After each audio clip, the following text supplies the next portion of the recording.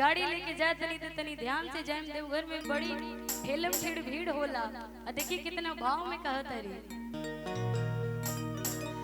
कि गाड़ी लेके बढ़ी यस जय हो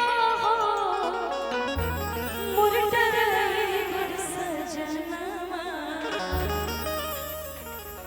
कि गाड़ी लेके बढ़ी यस जय हो मुरटर सजनवा कि भांग पी कि गाजा पी गाड़ी जन चले हो सजनवा। जितने भी लोग देवघर के रास्ते में जाते हैं सब लोग भांग और फिर गांजा पी के जरूर जाते हैं ना। इसीलिए पत्नी चेतावनी दे के भेजती है पति को कि अच्छे से गाड़ी चलाए, तक के धक्का मार दे तो बहुत फाइन लग जाएगी। कि गाड़ी लेके बढ़ी यस जय हो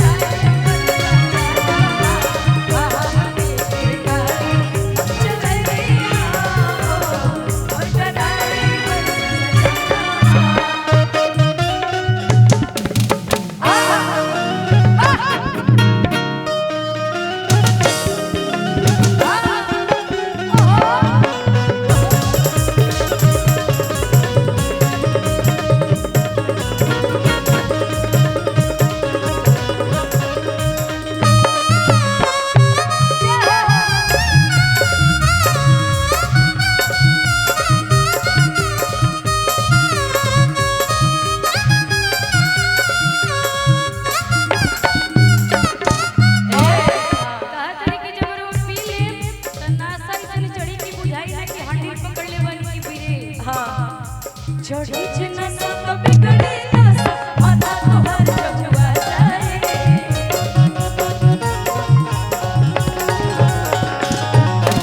अरे के कहिया देवघर के उपदा धरा जाए।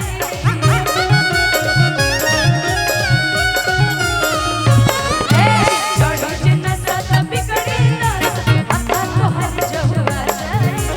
अरे के कहिया देवघर के